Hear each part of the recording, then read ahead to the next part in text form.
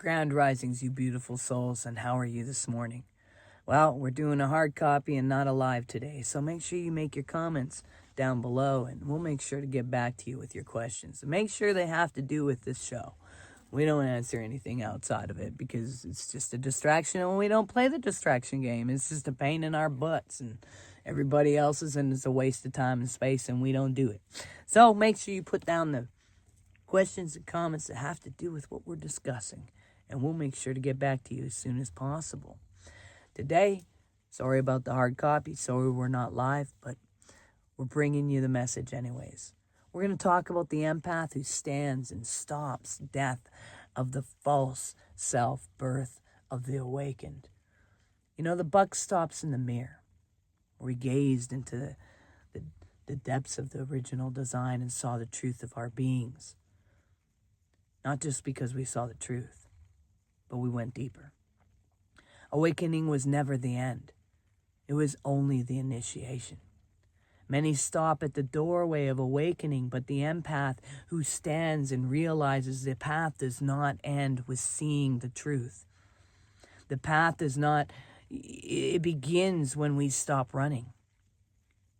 When we stop running and stop pointing fingers and stop people pleasing and stop living in fear and stop living for others. The moment of power comes when we look into the mirror and say the buck stops here.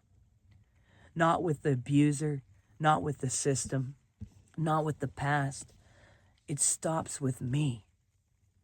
With me. You know, the empath who once absorbed the pain of the world now transforms it into strength. They no longer bleed energy, they embody truth. In psychology and neuroscience, rewiring itself, the false self is not who you are. It is who you think you are. It is the masks built from memories, traumas, loops, and conditions, responses. Neuroplasticity shows us that every thought, choice, and focus strengthens certain pathways in the brain. It makes these neural pathways, and the trauma strengthens fear pathways, and healing strengthens truth pathways. Trauma teaches lies and has you entrapped in lies.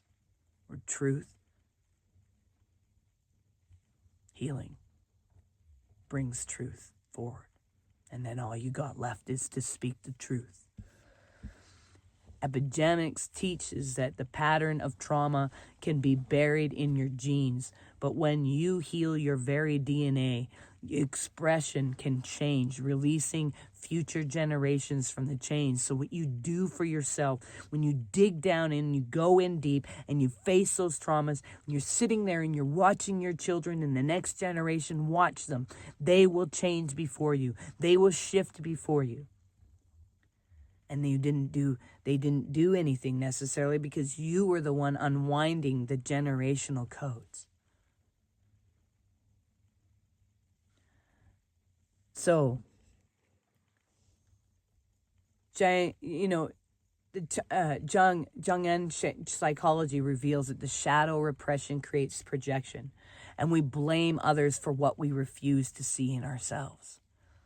When the empaths stands, they integrate shadow into wholeness, and projection dissolves. They no longer have a finger to point. They no longer point at anybody. They know that any unease or any shift is themselves.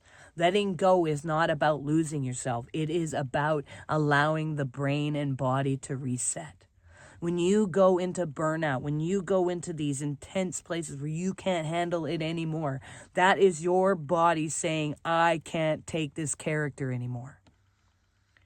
So to create new neurons and networks that align with the true self, you must go and gaze into the mirror. This is why the shifts often feel sudden. It happens at the point of surrender, when the old self finally collapses. The philosophers and Gnostics knew this. Plato's cave, humanity's mistakes, shadows for reality until someone turns inward and sees the source, and it is just the light on the wall reflecting their own selves there. Niche eternal resources, recurrence. Would you choose this life again? The awakened say yes, because they no longer live as victims, but as creators. They see the world. Agnostics teaches the difference between the pleroma, fullness of the divine truth, and the kanoma, emptiness of illusion. The empath who stands no longer lives in emptiness, but in fullness.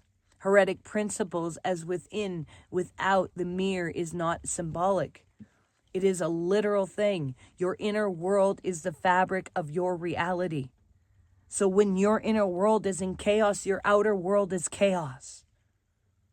And when you stop seeking outside and start building within, you realize the prison was never external. It was perception this entire time, and you were perceiving a disaster. Nature shows us these laws of transformation everywhere. The snake does not cling to old skin. It sheds, it rubs itself against the stone until the old layers fall away.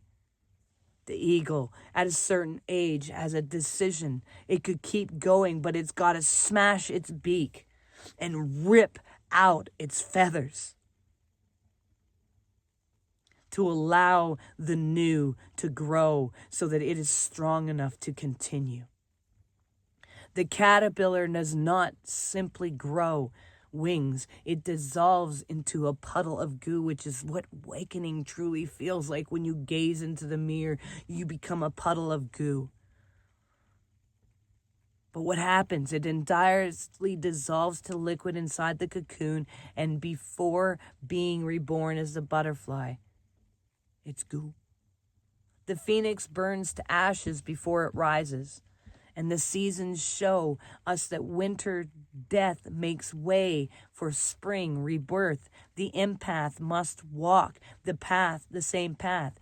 You cannot pour new wine into old wineskins. You cannot graft a new life onto the corpse of the false self. See, every tradition has whispered this truth. Christianity, deny yourself, pick up your cross, and follow me. This was never about self-hatred. It was about denying the false self so that Christ within could rise. See, religion turned Yeshua into something else and changed the messages. It was always about the kingdom within completely.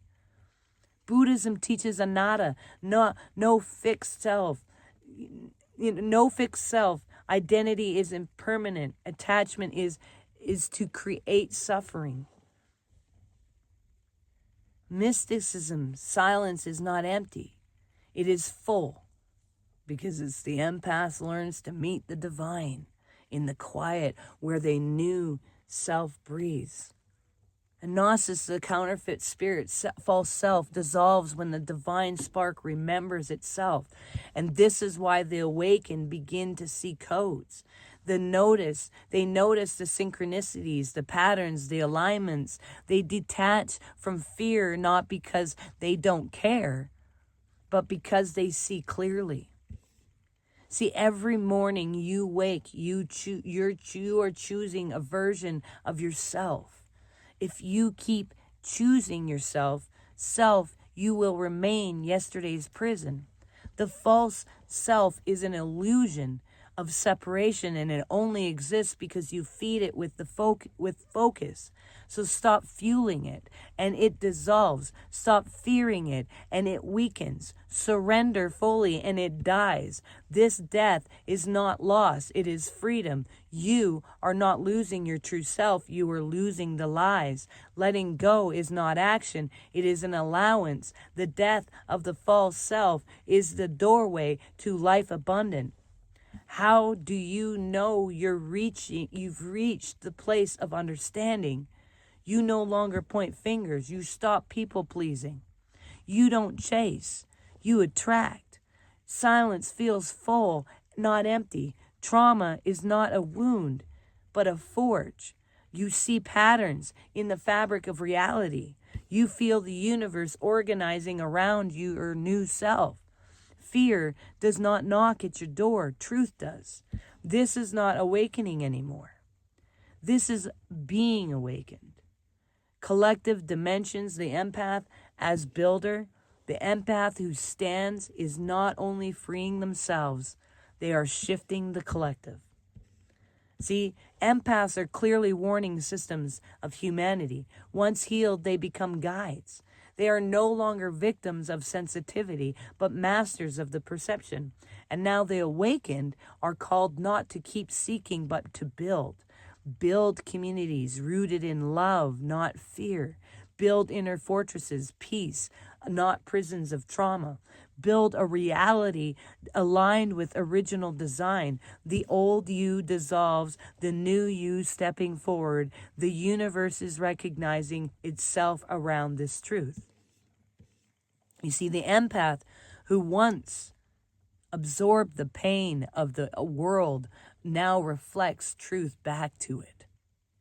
The empath who once sought endlessly now builds fearlessly. The empath who once felt empty now overflows.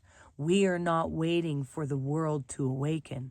The world is waiting for us to remember who we already are. Wake up and be you.